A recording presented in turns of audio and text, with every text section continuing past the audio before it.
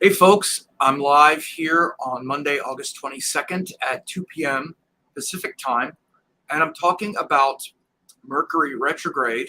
Mercury exalted in Virgo, and it's a sign of exaltation for more than 2 months. I talked about this last year as part of my 2022 forecast. The three retrograde cycles of Mercury this year will be in earth signs, which is really powerful because, of course, Mercury is exalted in an earth sign of Virgo, which is where he is now. And, earlier in the year, in fact, at the beginning of the year, he was exalted in Capricorn.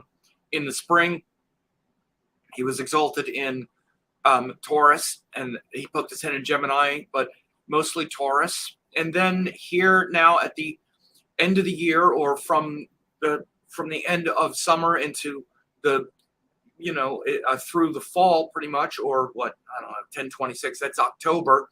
That's we're going to have Mercury in his own sign, so this will be for 2 months in Virgo. So I'm going to talk about that and how beneficial that can be and in what ways today. This is the chart of today. This is at August 22nd. This was this morning, and you see Mercury just poked his head in there over the weekend on the 20th. So it's been a big shift because Mercury had been in Cancer and Leo, and now, where these aren't the most powerful signs. In Cancer, we're thinking quite emotionally. In Leo, it's more kind of fiery and perhaps even confrontational. But now he goes into Virgo. We're thinking more practically, being more, down to earth, wanting to be more creative and buttoned down in our thinking. So again, I'm going to be talking about this, 15, 20 minutes or so, maybe a little more, half hour or so. I get talking and can't shut me up if I'm enjoying myself. But please like, share, and subscribe. If you like this and think it's beneficial to people, hit the like button. If you're on YouTube, also ring the bell, and on other platforms as well. It really helps a lot. And I'm also doing I'm also letting people know about my book. You can get, let me drop the link here in the chat here. I'm about to raise the price of my books here because my cost went up. COVID and all of that, shipping and supply chain disruptions and things like that are real, even to a little, rinky-dink quote business like mine. There was disruptions in getting books printed because of supply of paper. There's shipping costs have went through the roof, especially in Australia and Japan, at least shipping from the US, even Canada. So I'm about to raise the price on these things. I have to, because the recent books that I shipped out, I got soaked on the price, especially on shipping, and even on my cost of getting new books printed. So anyway, but they're still at this old rate, which was locked in like 5 years, 5, 7, 8 years ago. So go ahead and do it. Both books less than $35. That doesn't include shipping. When you come down, you select your country, and again, once you fill this out, the country will be selected for you, and a flat shipping rate will be calculated. I don't mark the shipping up that much at all. It's pretty normal shipping rate. So I'm going to have to mark it up more, though, especially for anything non-US. But anyway, go ahead and check that out. These books are very well received. If you see them on Amazon or whatnot, 5 stars across the board, dozens, if not hundreds of reviews and whatnot. So Trudy said, got mine a couple of years ago. Great resources. Yeah. If you want to really understand how astrology is not just, some calculations, and how it's really connected, especially to the deeper Indian wisdom. Oops. This book is definitely the one. And as you can see, it even has this logo from Art of Living on it. This is actually the company and the of Sri Sri Ravi Shankar Gurudev, the famous Indian guru, publishes this book through Art of Living. It's the only astrology book they publish, and it's this one. When I met with him, through through one of my students, and got that audience with him, really appreciated how close this book adheres to classical Indian methods, techniques, and principles. It's all about yoga, Vedic astrology. That includes the Bhagavad Gita, Yoga Sutras of Patanjali. By the way, this is very good for you to know as we talk about Mercury in Virgo, aspecting Jupiter in Pisces. What do you think this means? You have these two powerful planets of astrology aspecting each other right now. I'm going to explain that as we go forward, but this is a great time for you to actually learn how this stuff works. And I've organized all these details here in this book. And again, that's what Mercury is, and that's why it's exalted in Virgo, because we get it all organized and put it into a system so that it doesn't just inspire us and, oh, it's so inspiring, and and then nothing really changes in our life because we're just jacked up on inspiration. We're not doing anything practical. Well, now's the time. So that's why Mercury exalted in Virgo is such a good time, because it's also going to be aspecting Jupiter in Pisces. And this book I published 2005 is also very organized and practical in breaking down each of the 12 ascendants, each of the 12 rising signs, the ascendants, and explaining how each planet is different measured from each ascendant. So again, very good deal for these two books.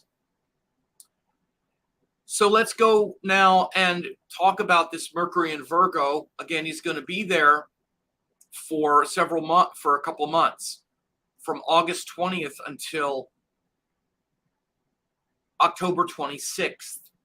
So that's more than 2 months, and it shows this time of reflection and organizing and introspection around, again, all of these details of life that tend to overwhelm us. And that sounds very abstract, but your whole life is really, your whole life on Earth is an attempt to understand all this data, all these details, and all these details that come in through the senses. Like right now, you're hearing these words, you're seeing my beautiful face. No, you're seeing me. You're in a room where there's a bunch of stuff. You hear a bunch of other things. There's other people telling you things, and especially in this age we live in now, we thought that once we had the information age and the whole world of human knowledge at our fingertips, that it would be liberating. And instead, it's not liberating so much as overwhelming. And it's not so much the age of information, but we realize it's the age of misinformation. It's the age of propaganda and spin and confusion. These are also qualities of Mercury. And being able to filter through the morass of details and pick out the right ones, the right teachings, the correct way to understand something, rather than the simple way, the easy way, the information that just confirms what I already believed anyway, the confirmation bias, information idea highway. That's kind of what, excuse me, that's kind of what the internet has become. It's not really the information superhighway. It's sort of the confirmation bias superhighway at this point. I already believe this, so let me find the voices to amplify what I already believe, and the more sensational, the better. If I had a little bit of skepticism about this, let me find this voice of propaganda that just amplifies my concern and worry to the thousandth degree and gets me to like now lose my equilibrium over it. This is a very dangerous aspect of the world that we live in now. We've lost our capacity, of course, not everyone, and I'm not saying every single human being, but I'm saying what we're seeing driving a lot of cultural dialogue and politics and the things that look very scary and polarizing right now are these types of issues. They're very much Mercury, lack of discrimination, lack of intelligence issues. And a lot of it is Mercury, Jupiter based. Mercury, again, is where we're trying to get the story straight. And Jupiter is where we already believe something anyway. And we don't want our mind to be changed. We don't want our beliefs to be changed. We want our bias to be confirmed. We want our beliefs to make sense to us. That's literally what we want. We want our beliefs, what we already believe, to make sense. So this is why, if you want to understand, like, how can people keep believing all these crazy ideas? The reason is because you want to keep believing your ideas, which to other people also look crazy. Now, maybe you say to yourself, well, yeah, but my ideas really aren't crazy. Yeah, but to the other person, they look just as crazy as their ideas look to you. It's a very important thing to understand. Again, think of what you're listening to right now, like all the stuff I'm saying, and how that looks to people who like don't believe in it. They're like, oh, who are you to say anything's crazy? You're an astrologer, you crazy fool. Look at what you believe in.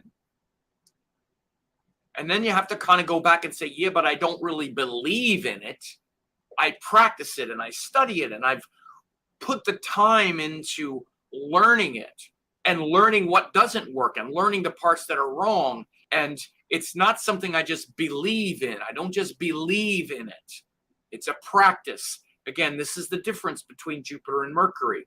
Jupiter is the belief. Mercury is the practice and the capacity and willingness to test those beliefs and research with scrutiny and break down those details, all the while knowing that everything you believe in, all of your sacred cows might fall apart at any minute because you believe this and your whole identity revolves around believing this.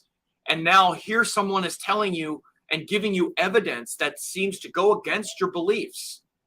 The last thing you want to do, our instinct is to not want to go down that rabbit hole and investigate all these details. Because if that story is true, that story they're telling us that our beliefs are wrong, that we're believing in something that doesn't make any sense, then what do we do? Then what do I believe in? Because we pin a lot of our reason for living on these Jupiter themes. They're not small. We don't give up our irrational beliefs very easily. So someone offers any explanation, and it doesn't even have to be a very good one, and we'll have a very strong bias and desire to believe it, simply because we have so much invested in what we believe. Think of cults and religions. And again, I'm not saying the bad part of the religion or the part that helps people, but I'm talking about like the parts that don't make sense in all religions. They don't literally make sense, and people don't literally have an explanation for it, but they say that they literally believe it's true. But then when you bring out the inconsistencies, they just don't want to talk about it, or they are complicit in their own bad story. And when they explain it, when they speak it, which is Mercury, you can tell that it's just unexamined. By the way, it doesn't mean, especially with religions or even cults or anything like that, you could still have an explanation. Like, let's say for the Bible, like it's very easy to explain why all the terrible stuff is in the Bible, especially the Old Testament. And it's easy to explain that, especially when you've examined it, right? It doesn't mean everyone believes it's the word that it's science. It's not a science book. But if it's unexamined and people stay with a very dogmatic, unexamined view, of these issues, that's when they sound uninformed.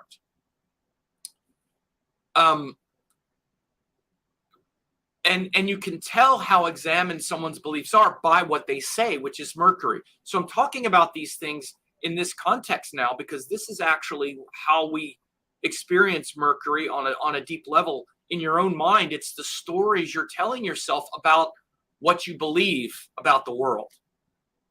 For example, in the West, we're raised in whether we know it or not, and the whole world is becoming more and more capitalist, even India and Eastern countries, but we're raised in a Judeo-Christian capitalist society. Whether you know that or not, that's where you were raised. Your orthodoxy, your indoctrination was to see the world that way.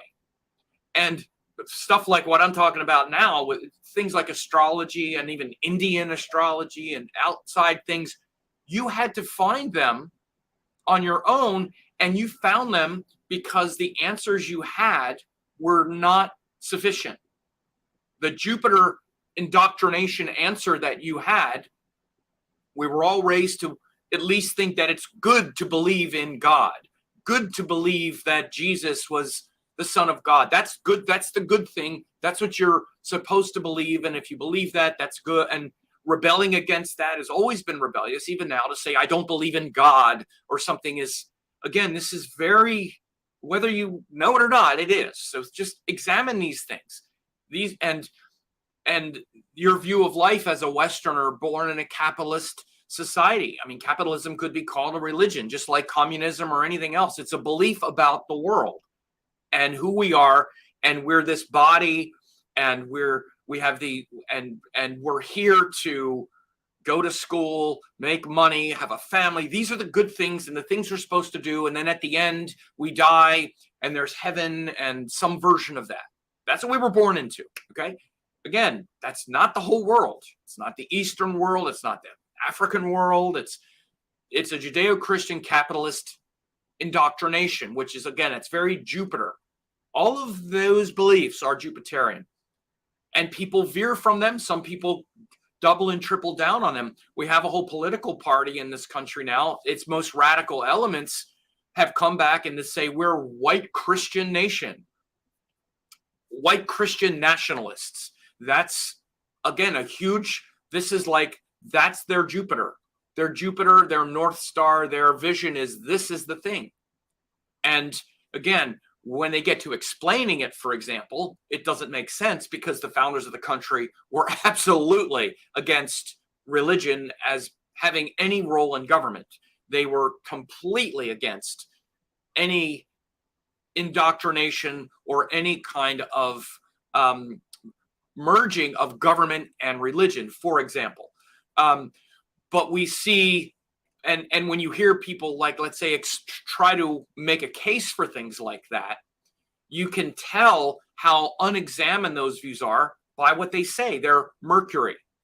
So Jupiter and Mercury are always doing this, and we're always questioning our beliefs, and we have to always be willing to examine those beliefs and scrutinize what we believe. And the power of Mercury to be going through Virgo now, especially aspecting Jupiter going through Pisces, is really going to be a time for the next couple of months to examine these things, to see them playing out. We'll see a lot of it playing out publicly. We'll see a lot of these in public discourse as well, for sure. But in your own life, it's also a great time to learn and study and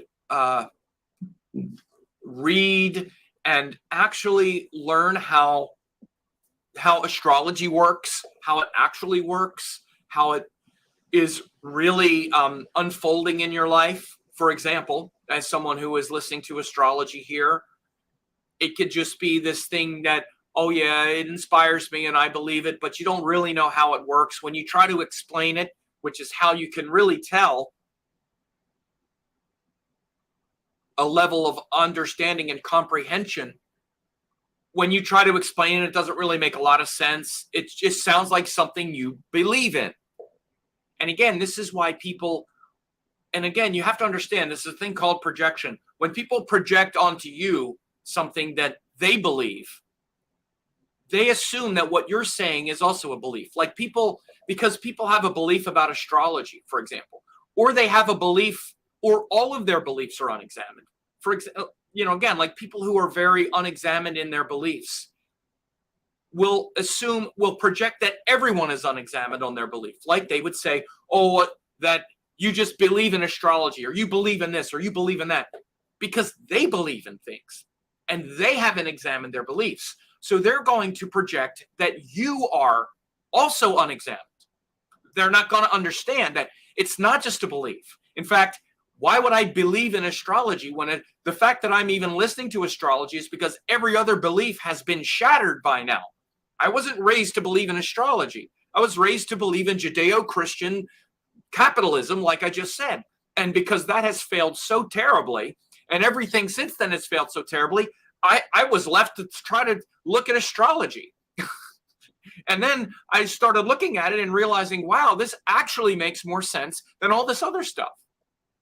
So and that's probably most of you, or all of you. The reason you're even believing in astrology is because all the other stuff made no sense, and you questioned it.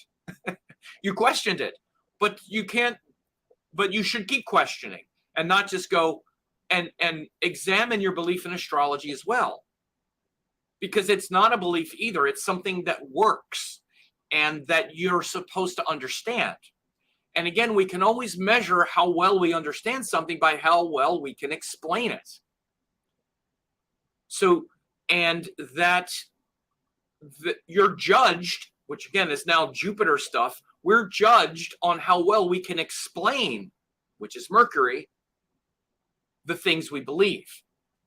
So people will judge, like, for example, some of these right-wing politicians now coming out talking about, I'm Christian nationalist, and the founding fathers always wanted God, Christians, and they get up and say all this nonsense. Look at what happens. Again, the people that want to believe that, yeah, and the rest of us judge them like this is absolute insanity. You have no idea what you're talking about. You're completely wrong.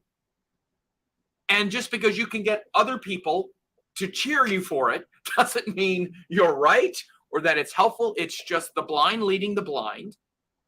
And it's very dangerous because it's also inciting people to all kinds of things based on false hope, things that aren't factual. So these are big themes right now for the next couple months. Mercury going through Virgo is going to awaken in you more of a capacity and a desire to understand and comprehend things more deeply. It'll naturally evoke, especially because it's aspected by Jupiter in Pisces. Again, these two planets in their own signs aspecting each other for this long period of time doesn't happen that often. Again, Jupiter is only going to be in Pisces once every 12 years, and same way with Sagittarius. So it doesn't happen that often. And again, Mercury usually flies through his sign pretty quickly when he's aspecting Jupiter in the opposite sign. So it's only 2 out of every 10 years that Jupiter is in his own sign, and you usually don't get the Mercury retrograde cycle for 2 months aspecting it from these signs that they rule. So you should not waste this opportunity. This is 2 months out of every 12 years or so. Well, it is 2 months every 12 years that Mercury would be exalted and aspecting Jupiter in Pisces. And that doesn't even mean that every 12 years when Mercury goes through when Mercury goes through Virgo and Jupiter's in Pisces, that it's going to have a retrograde cycle. So in many ways, this is an incredibly rare opportunity for you to bring together that big picture, those things that you believe, those principles that guide your life, and bringing them down into the reality of your day-to-day existence and the reality of not just what's in your mind, but what's in your body, what you're putting in your mouth, your day-to-day routines and habits, because that's what Virgo really is. And it's why Mercury is exalted in Virgo as well. It's not just this earth sign, and Mercury is a sign of intelligence and speech and communication, so it becomes very practical. But the reason Mercury is also incredibly beneficial to things like health and longevity, by the way, both Mercury and Jupiter are, which I'll talk about in a second, is because Mercury is literally intelligence. It's related to the Buddhi. That's why it's called Buddha. And intelligence and discrimination is what allows you to recognize the harmful patterns in your life, the harmful, not just things that you believe or the wrong-headed ideas, and then you go and say stuff and people look at you like, look, you need to learn that better. And you're devaluing yourself by saying things that are wrong. It's better to be quiet and learn and reflect, learn and listen, which, by the way, is a great lesson of this next couple months. Listen, talk less, listen more. Again, Mercury exalted in Virgo is a reflective sign. Listen and reflect on details more than talk. And when you do talk, slow down and know what you're talking about. And if you don't know what you're talking about, you don't have to act like you do and say a bunch of nonsense that's wrong. Because again, and then wonder why people don't value what you say. Wonder why people dismiss what you say when you're dismissing what you say. And you're dismissing their attention. See, this is how poor communication comes back to us. This is how karma works. It's not a mysterious process, right? We feel unappreciated we feel devalued based on our words. Because I know when I see people that have difficult Mercury, in their mind, they feel like, why doesn't anybody value what I say? Why doesn't anybody appreciate what I say? And I'll have to tell them nicely. Eventually, I don't say it first. I say it after I let them understand what I'm explaining here. It's like, and again, it depends on the sign or whatever. Like often, for example, when Mercury's in fire signs, we have too many opinions and we start talking before we know what we're talking about. And we start not just talking, but telling other people what they should be thinking before we even know what we're talking about. For example, it's how Mercury gets a little difficult in fire signs. And I have to tell them that. If it's in water signs, we're too emotional. And again, we're trying to emote through our words all the time. We're not being precise. So anyway, but what happens in these examples is the reason why you would wind up feeling disrespected and unappreciated for what you say is because you're disrespecting others and not appreciating their time and attention either. Whether you know it or not, that's what it feels like to them.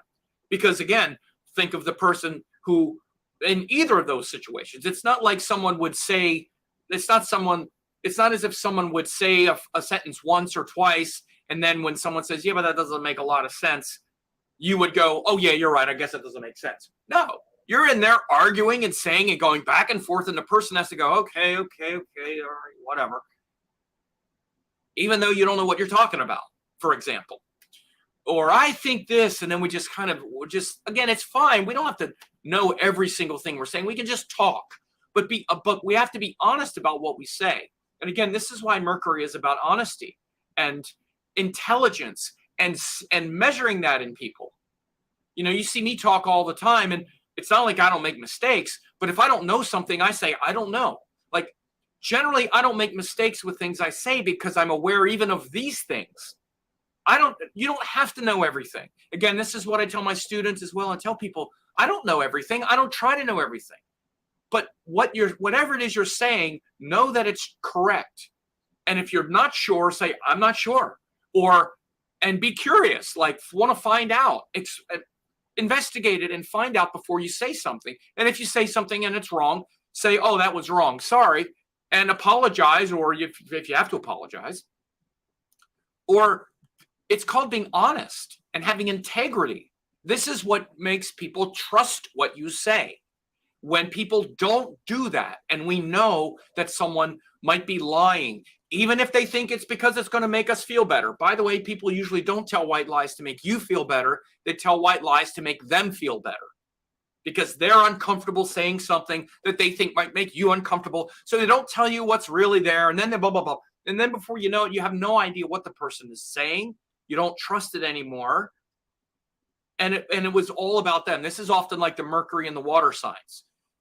It doesn't really matter. Once you know that what someone is telling you is not honest, whether it's aggressively dishonest because of it's an opinion that they want to just kind of force on you, which is often, again, Mercury and fire is more opinionated than it is contemplative and accurate. Because with Mercury, we respect and appreciate accuracy.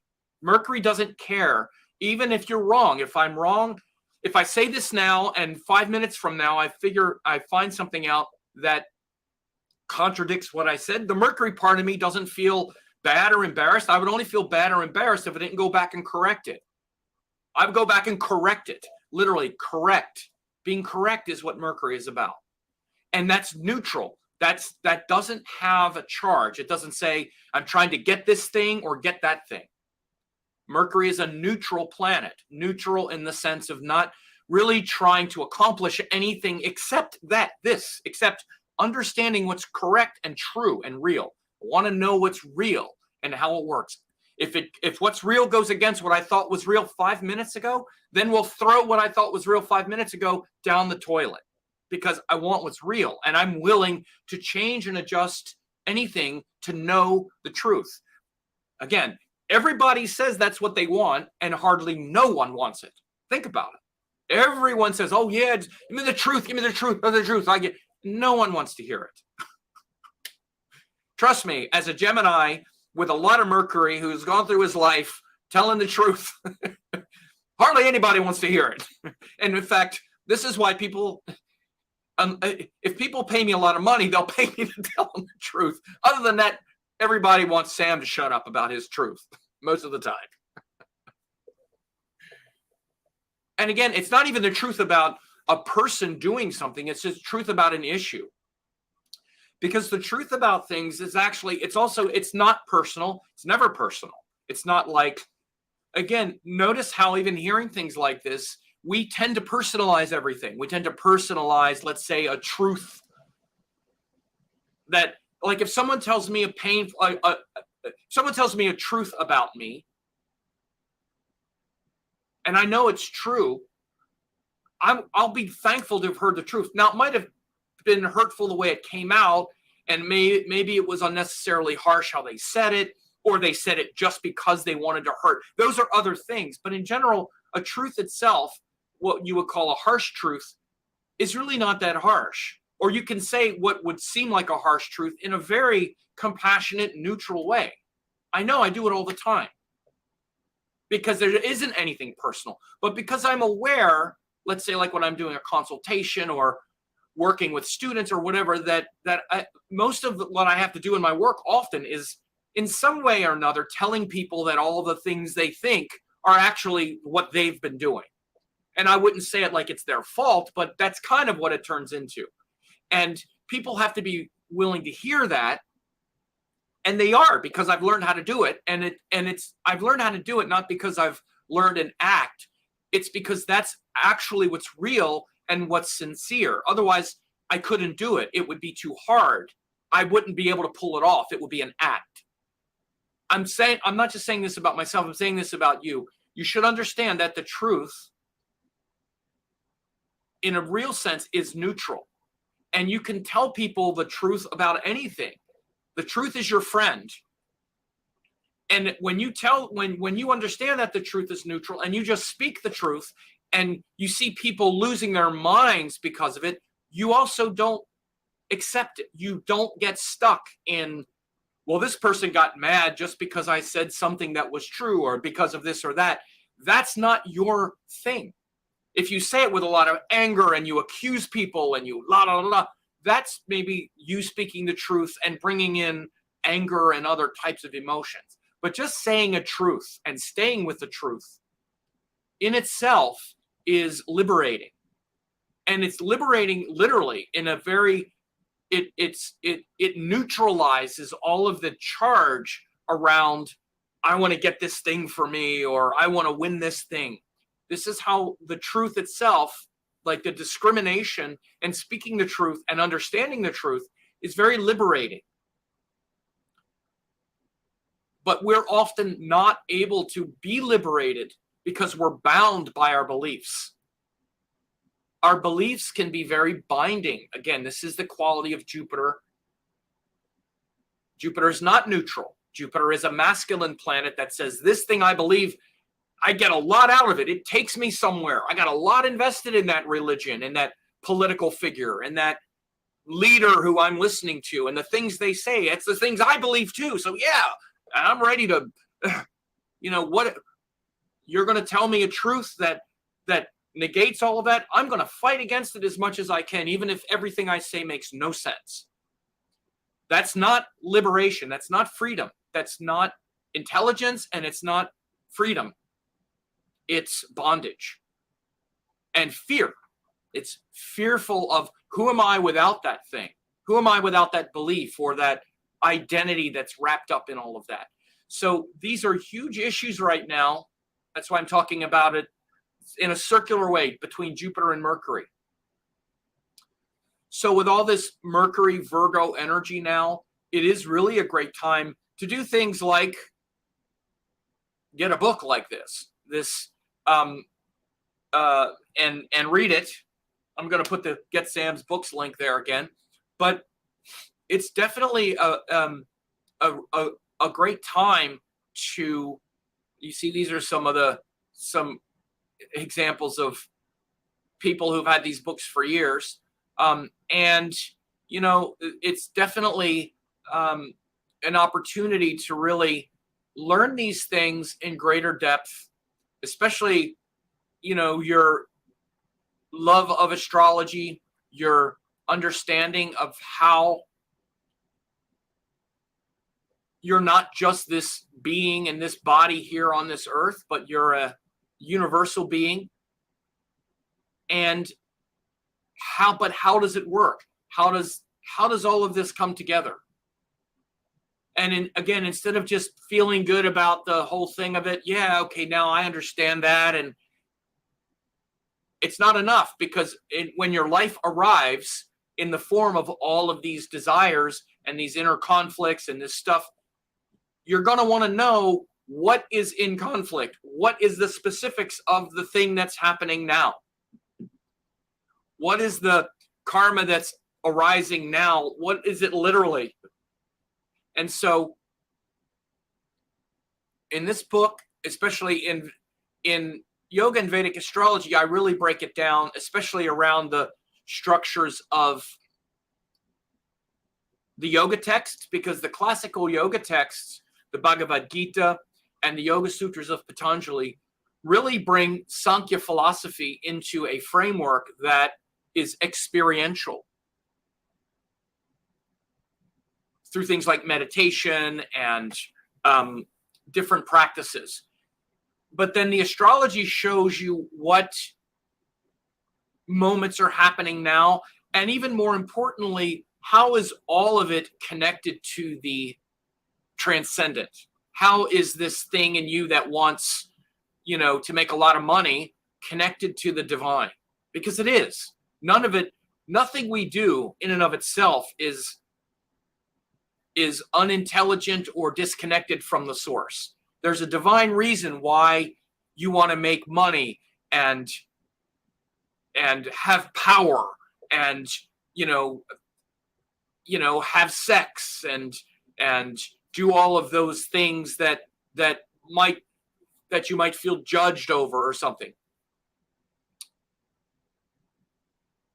Someone just said, can you post the books you just mentioned, please? I don't know what you mean by post, but I will drop the link again, because I've been posting the link where you can buy them if that's what you mean.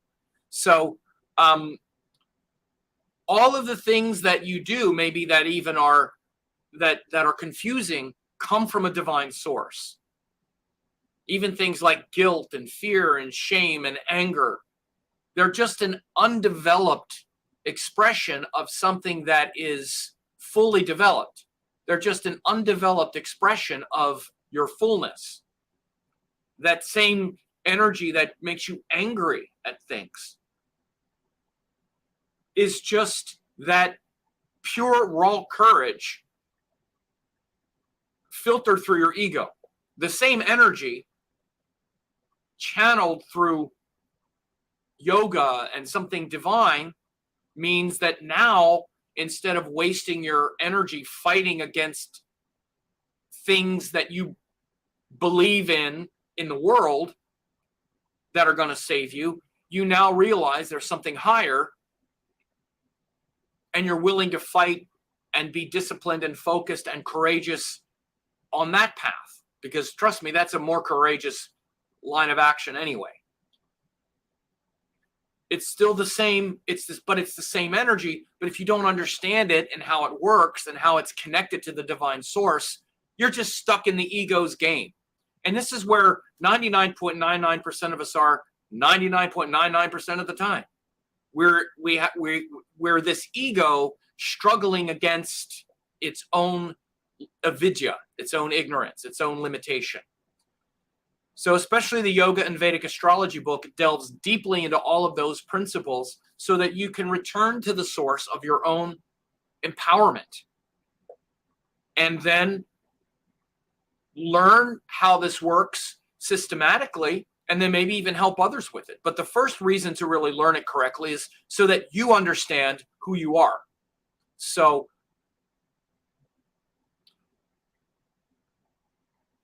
I wanted to, make this video today. It's been 40 minutes. The time goes quick, but I hope that this has been helpful for people to understand the next couple months. Mercury going through Virgo is a very important time to,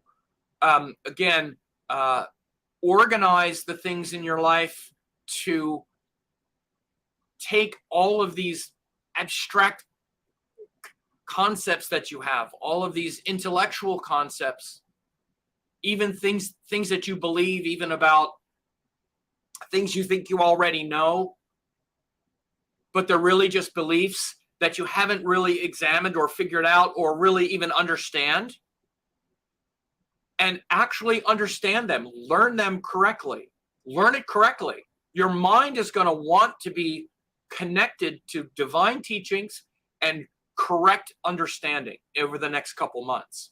You see, these transits are not, this isn't just, something where, I'll keep that in mind. No, it's not keep it in mind. The next couple months, you're going to be reflecting on, how does all this work? What do I really believe? Do I really understand what's going on? You're going to be noticing how the things you say come back in some weird form from people where they're like going, okay, are you sure you get this? Oh, you believe in astrology, or you believe that, okay.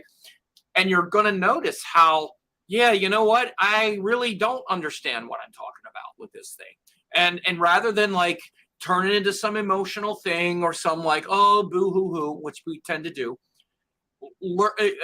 take it on and learn and know that it's true. You don't understand what you're saying about a lot of things. You don't know how it works.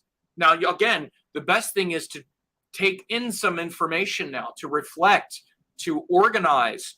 Again, whether it's through a course or whether it's through books or actual research. And again, like I said earlier, listen more and talk less, and be precise in what you say. Be precise in what you say, in how you're trying to organize and maybe manipulate and control things, because Virgo can have this shadow side of controlling things. And instead, again, what you really need to be doing is eating the good food with the mind. I use the example all the time, especially with astrology students and whatnot, of snacking and all of that. It's a really good metaphor. That's why I use it, because this is often what people do. This video, that video, and this illusion of understanding, this illusion that, oh yeah, I've been studying on my own for a long time, and I know when I hear that the person, again, it's great that they're interested. You're interested, you're inspired, but you're not, none of it is organized. And I'm sure if I were to ask you any question about anything to do with astrology, the answer would come back sounding very, very messy. Even if you got, even the parts that you get right, it's not connected to anything that you could explain very well, or it's just repeating something you've heard that you believe, but you haven't seen it at work. You don't really understand the whole kind of process. And it's not an insult, it's just a truth. Like I said earlier, I'm telling the truth. I always tell the truth. And again, people don't even realize how the things they say, I'll say especially about astrology or something like this, how frankly nonsensical most of it sounds, especially to someone who knows. And again, I want you to be clear. I want to be clear. It's easy to compare your experience and mine or this or that, but they're not in the same league. Okay. They're just simply not. Or with any teachers or I would say teachers and practitioners that have been doing it for decades. It's not the same realm. And again, it doesn't mean you can't understand it on that level. You can, but that's why someone would learn from someone who has gone through and filtered through and worked through all of these different levels and condenses it into weeks. I explain it like I don't know who it was. It might've been Tony Robbins recently talked about, squeezing decades into weeks because of this is really why people pay like for classes or coaching or whatnot, because you save so much time and you actually learn it correctly. Because that's the biggest problem of not learning something correctly, is not just that you don't learn it at all and you sound strange when you talk about it, but what you do learn or what you think you don't know. So this is in many ways the biggest problem, is that there's this illusion that you actually know something that you don't know, especially if people who have been gathering it forever and they look at charts and they hear someone like me speak and they're like, oh yeah, I really get it. No, I really do. And if I were to say, okay, then explain it to me, they're like, okay, then you read the chart if you do it. Let me hear what you say. And try it and see what comes out of your mouth. That's how well you actually understand something. And even what comes out of your mouth, how much of it is your voice? How much of it is your voice? And how much of it is you repeating something that you heard that makes sense and that you've seen? How much depth is in all of that? So again, I'm using astrology as an example because that's what I do, but see it in all areas. Politics, let's say all the stuff that you really believe about all the politicians or this or that. And the stuff you say, how much of it do you really know? Have you researched it? Do you really understand, for example, again, Bill Gates and the globalists and all? It's all terrible stuff. It is. I mean, it'd be very devastating on some level how devastating it's been to the globe and to the climate and all kinds of things in many different ways. But have you really examined, for example, you're watching this on a computer or on a phone, the advantages that you've gotten from all of this international finance and commerce, and how you're a participant, your dollars pay for the slave labor that does the thing, that oppresses, that destroys the forest, that does it. You're a participant in it. And are we really changing anything if we just come out and say that everything about this is the worst thing that's ever happened, yet my whole life I'm benefit from it every second of every day? Oops, sorry. Well, yeah, don't take my phone away.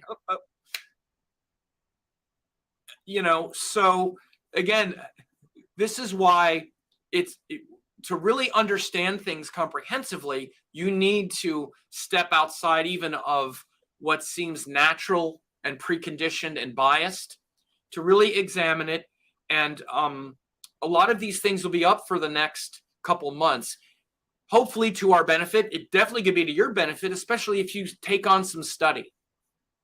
Again, it doesn't have to be astrology. It doesn't have to be with me. I do have a lot of things going on, but take up something where you actually learn it correctly, and do it after you introspect about how, yeah, I really don't understand this thing very well. And yeah, maybe the reason people think this sort of, kooky astrology thing I believe in is so kooky is because I sound pretty kooky when I talk about it. Okay. Is that how you want to represent it? It's not just them being me. Maybe you sound kooky and you should learn it. You don't have to sound kooky. Anyway, so I hope this makes sense. I hope you enjoyed this. And again, please, I would appreciate to like, share, subscribe to the channel. As you see, I appreciate doing these videos. I really love doing them. I thought I would speak for 20 minutes, 30 minutes, and it's already 50 minutes. So anyway, thank you very much, and we'll be in touch.